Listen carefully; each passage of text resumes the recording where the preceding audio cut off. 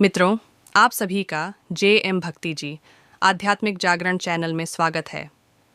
एक दिलचस्प कहानी जो आपने कभी सुनी नहीं होगी। लगभग 125 वर्ष हुए गुजरात प्रांत के मोरबी राज्य के टंकारा नामक ग्राम में एक बालक का जन्म हुआ। इसका नाम मूल शंकर रखा गया। इसके पिता अंबा शंकर जी एक बड़े भूमिहार थे। वे शिवजी के बड़े भक्त थे।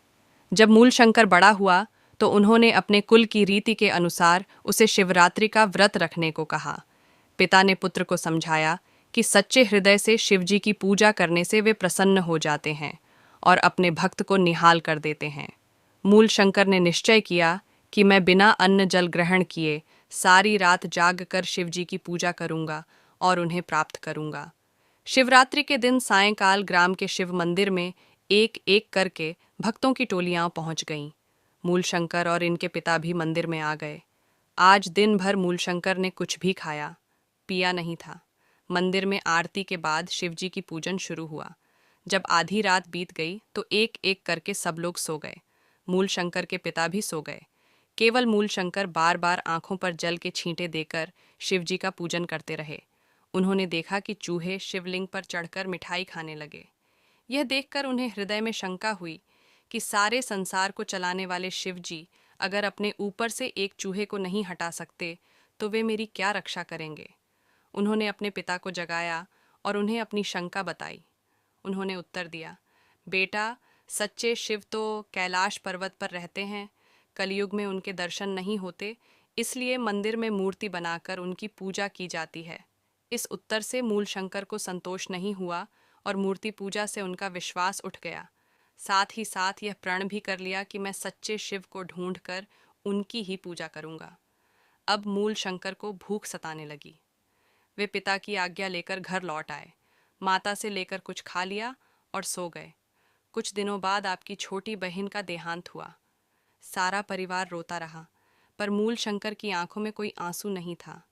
वह कोने में खड़ा सोच रहा था कि मृत्यु क्या है, इससे कैसे बचा जाए। फिर कुछ दिन बीतने पर इनके चाचा की मृत्यु हुई। ये भगवान के बड़े भक्त थे और मूलशंकर को बहुत प्यार करते थे। अब तो मूलशंकर फूट फूट कर रोए और उन्होंने दूसरा प्रण किया कि मैं मौत को अवश्य जीतूंगा। होनहार बिरवान के होत चिकने पात। होनहार बालक सदा हर बात को विचारा करते हैं और जब एक बार कोई निश्चय कर लेते हैं तो सारी आयु भर उसे पाने के लिए जुट जाते हैं। कठोर से कठोर विपत्ति भी उन्हें अपने मार्ग से नहीं हटा सकती। फिर अंत में अपने लक्ष्य को पाकर वे अमर हो जाते हैं। अब मूल शंकर उदास रहने लगे। उन्होंने अपने मित्रों से किसी योगी का पता पूछा जो सच्चे शिव को प्राप्त करने और मृत्यु को जीतने का उपाय बता सके। उधर माता पिता को चिंता हुई और उन्होंने उसका विवाह करने की ठान ली। जब मूल शंकर को पता लगा तो इन्होंने साफ साफ कह दिया कि मैं विवाह नहीं करूंगा। योगाभ्यास से मृत्यु को जीतूंगा और सच्चे शिव को पाऊंगा। कुछ समय तो माता पिता रुक गए, पर फिर उन्होंने उनके विवाह की बात पक्की कर ही दी। अपनी धुन के पक्के मूल शंकर ने जब और कोई चारा न देखा तो अपने घर को सदा के लिए छोड़ दिया। इस समय इनकी आयु 22 वर्ष की थी। आपने घर छोड़ने के बाद संन्यास ले लिया। नाम हुआ दयानंद। वर्षों जंगलों की खाक छानी, बड़े बड़े महात्माओं की सेवा कर बहुत कुछ सीखा, पर ज्ञान की प्यास नहीं बुझी। अंत में दंडी स्वामी विरजानंद के पास जाकर 1.5 वर्ष तक ज्ञान प्राप्त करते रहे। ये महात्मा सूरदास थे और मथुरा नगरी में रहते थे। जब तक ऋषि दयानंद मथुरा में रहे, दिन भर में यमुना जल के 40 घड़े लाकर अपने गुरुदेव को स्नान कराते, उनकी सेवा करते। इन दिनों दयानंद जी का शरीर देखते ही बनता था। लंबा कद, बाहुएं बड़ी बड़ी, माथा चौड़ा और मोटी मोटी आँखें। शरीर का गठन बहुत सुंदर था। इस समय आपकी आयु 37 वर्ष की थी। इन दिनों मथुरा में स्थान स्थान पर उनके ब्रह्मचर्य व्रत और त्याग की प्रशंसा होती थी। पर महात्मा दयानंद सदा नीची दृष्टि रखकर चलते थे। यदि कोई छोटी सी बालिका भी सामने आ जाती तो माता कहकर सिर झुका देते थे। एक बार आर्षि दयानंद अपने गुरु की कुटिया में झाड़ू लगा रहे थे।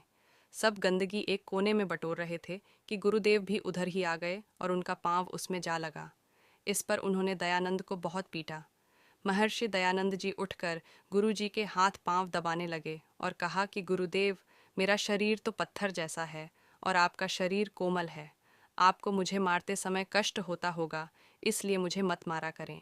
कहते हैं उस चोट का निशान सारी आयु भर आपकी दाईं बाहु पर बना रहा।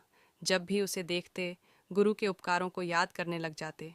पढ़ाई समाप्त होने पर गुरु की आज्ञा से महर्षि दयानंद देश में बढ़ती हुई अविद्या को मिटाने में जुट गए। इन दिनों लोगों ने आपको 48-48 घंटे लगातार समाधि में बैठे देखा। आपका चेहरा तेजोमय चक्र से घिरा रहता था। आपने छोटी आयु में विवाह, अनमेल विवाह, मूर्ति पूजा आदि कई समाज की बुराइयों का कठोरता से खंडन किया।